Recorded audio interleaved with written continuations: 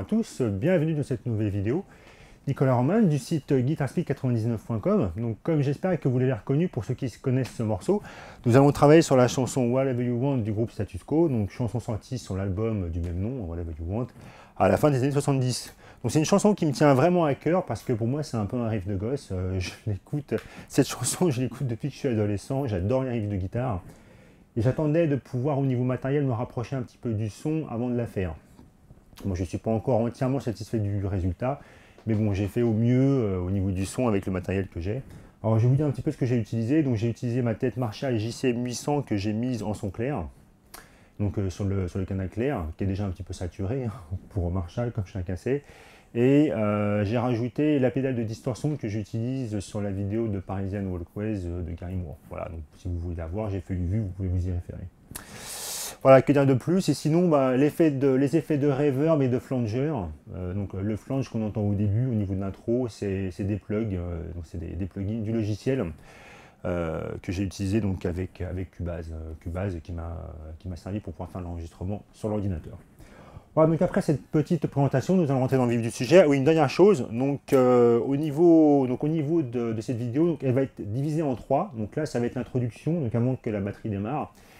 Et donc elle va être divisée en trois parties. Une première vidéo donc avec l'intro, une seconde vidéo avec le démarrage, quand la batterie démarre et quand on a le riff du couplet, et une troisième vidéo avec le solo.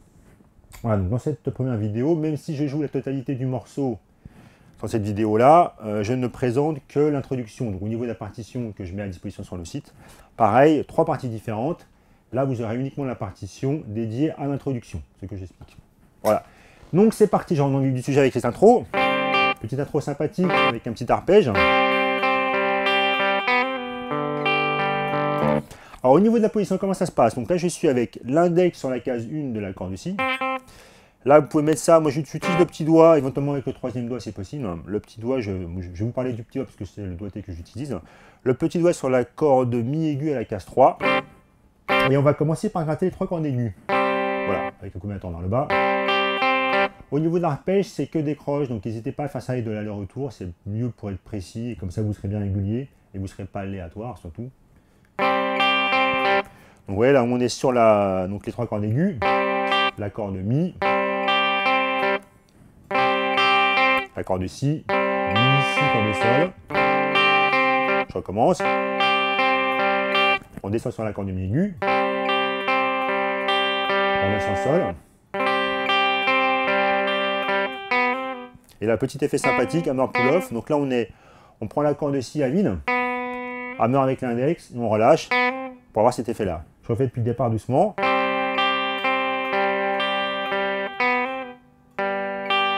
Je refais.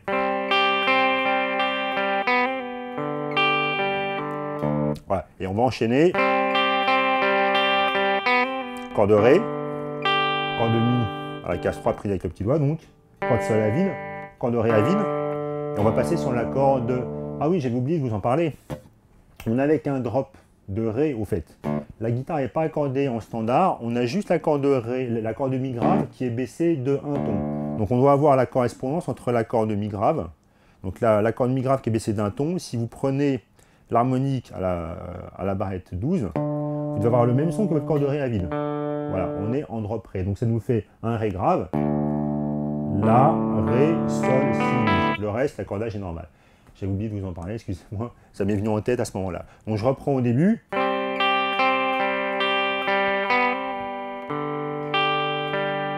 là, on est justement, là je suis sur ma corde Mi qui est baissée en Ré. Ensuite, on va prendre donc, la position du Ré majeur. Alors, petit rappel sur la position du Ré majeur, je pense que vous la connaissez si vous suivez mes cours. Donc là, je suis avec l'index à la case 2 sur la corde Sol, le majeur à la case 2 également sur la corde Mi aiguë, la corde Si à la case 3 avec l'annulaire, pour voir cette tonalité là. Je me rapproche un petit peu au niveau de la position, mais je pense que vous connaissez cette position-là. Alors, ce son. Donc, et là c'est pareil, donc on va arpéger donc cet accord. Donc là, on démarre sur la corde Ré grave, donc je vais l'appeler Ré sur le temps. Corde Mi, corde Si, corde Sol. On revient. Donc 2 fois de suite.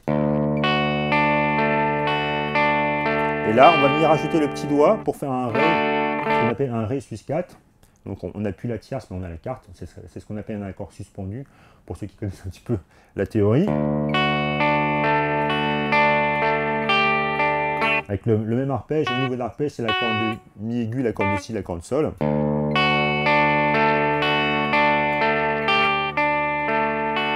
Et on reprend le même arpège que tout à l'heure.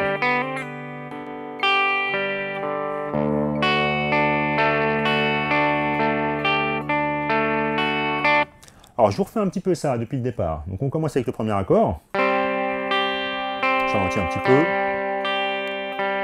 Alors pull-off.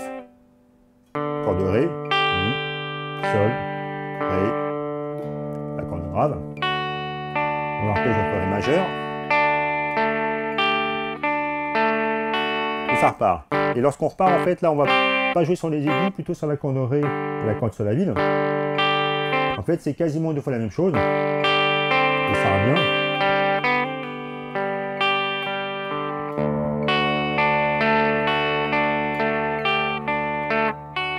Alors sur ce passage-là, vous verrez que sur la partition, donc on a une guitare qui refait l'arpège en montant. Et avant d'enchaîner avec ce passage-là, on a une guitare qui fait un petit plan sympa, comme c'est joué avec deux guitares simultanées. La seconde guitare, elle va faire exactement ceci. Donc là, on est sûr, on conserve la position du Ré. Là, je suis avec le majeur à la case 2 sur l'accord de Mi. On fait un pull-off. On récupère l'accord de Si. Et là, on va venir. On va enchaîner sur cette position d'accord-là. Donc là, on est sur l'accord de La à la case 3 avec le majeur. On a l'accord de Ré à vide. L'accord de Sol à vide, l'accord de Si à la case 3. Donc là, un accord qu'on va jouer uniquement avec deux doigts. Donc le majeur, case 3, accord de La. L'accord de Si qui est joué avec l'annulaire, à la case 3 également. Ouais, on va avoir cette sonorité là. Donc de l'accord de La à l'accord de Si, accord de La, accord de Ré à vide, Sol à vide et le Si qui est pris à la case 3. Donc je refais l'enchaînement depuis l'accord précédent. Donc là on enchaîne. Donc l'accord de La, l'accord de Si, l'accord de Sol à vide. À nouveau. Et là ensuite on va passer directement sur l'accord de Ré à vide. Je vous fais l'arpège. Là on va venir avec l'index. L'index donc sur la case. On enlève le majeur, on est sur la case 2 avec l'index de l'accord de La. Un nouveau accord de Ré, l'accord de La. Donc je vous refais cet enchaînement là.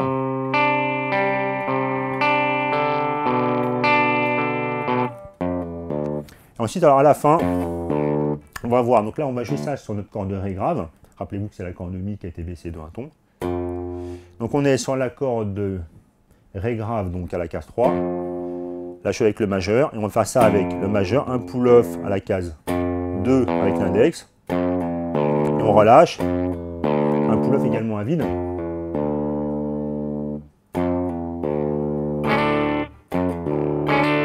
Ensuite, on va venir glisser alors. Comme si on prenait la position du Ré majeur, sauf qu'on va jouer à la CDC avec uniquement deux doigts. Donc l'accord de Ré à vide, l'accord de Sol à la case 2, l'accord de Si à la case 3 pour avoir cette sonorité là. Ça nous fait un accord de puissance, hein, en fait, ça nous fait un Ré 5. Et on va venir le slider pour avoir le même son que sur la version originale. Donc une fois qu'on a fait le petit plan avec le pull-off, comme ceci. Donc là on prend l'accord de Ré, donc les trois cordes dont je vous ai parlé pour l'accord, sauf qu'on va démarrer une case précédente, donc index à la case 1, le majeur à la case 2, et on va venir slider tout de suite, glisser ça sur le ton directement. Ensuite on va monter, on prend la même position du Ré majeur, mais on va la prendre à la case 5. On peut également façonner l'accord de Ré, ce qui nous fera... Ça, c'est ce qui nous forme l'intro en arpège. Je vous la refais sonner un petit peu dès le début. Alors, je la ralentis pour que vous ayez à nouveau l'arpège en tête. Donc, n'hésitez pas à prendre en aller-retour, hein, comme je vous disais. Bon, je vais me taire, je vais vous la rejouer.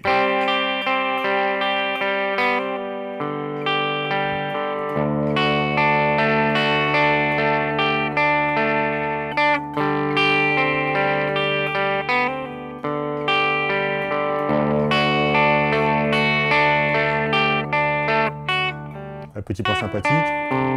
J'en fais.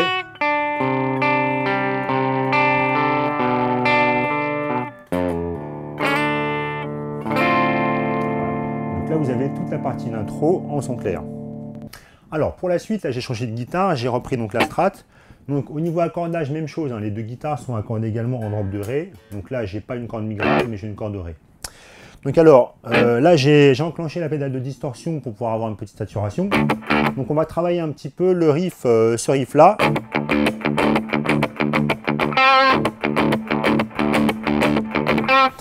Vous verrez qu'il n'est pas si évident que ça à mettre en place. C'est pas si facile que ça. Donc au niveau des jeux, donc du jeu, comment faire sonner ça? Donc c'est uniquement c'est des cordes à vide. Donc on va arriver sans le temps avec l'accumulateur vers le bas. On va légèrement muter au niveau du chevalet avec la paume. Alors, le but du jeu, c'est de réussir à obtenir ce groove.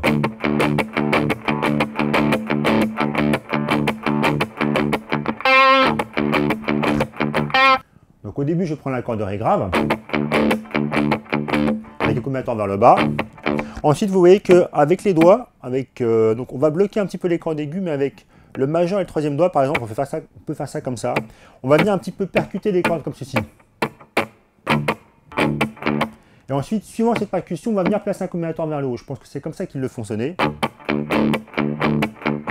Donc, un coup vers le bas, donc là j'attaque sur la corde de Ré grave au début. Ensuite, on peut également prendre la corde là à vide, pour avoir cette sonorité-là, les deux cordes ensemble. On peut légèrement muter avec la paume, je le rappelle. Et on a ensuite le coup percussif. Ensuite, avec le accumulateur vers le haut, vous attaquez la corde grave avec un accumulateur en haut. Ensuite, ça boucle. Donc vous pouvez commencer par travailler ce groove. Ça fait 1, 2, 3, 1, 2, 3, 1, 2, 3, 1, 2, 3, 1, 2, 3. Donc c'est des triolets. 1, 2, 3, 1, 2, 3, 1, 2, 3. Avec le accumulateur vers le bas qui tombe sur le temps.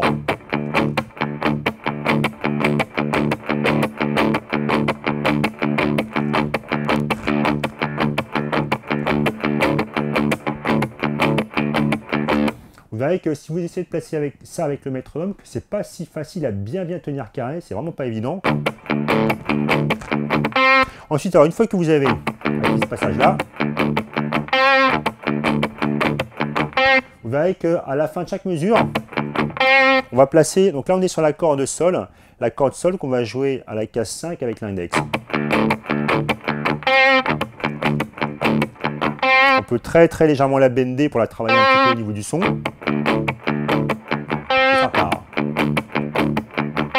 Donc prenez-la de préférence vers le haut, ça sera aussi plus facile à faire sonner l'ensemble. Donc là je fais bas, haut, bas, haut, bas, haut, bas, haut, bas, et ça recommence.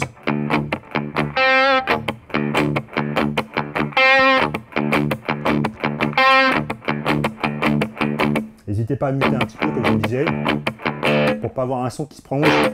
Il ne faut pas que ça sonne comme ça à la fin, bien sûr. Et là, ça fait pas du tout. C'est pour ça que le fait de reposer la paume au niveau du chevalet ici, c'est vraiment important au niveau du son. Pour pas que ça parte trop. Voilà.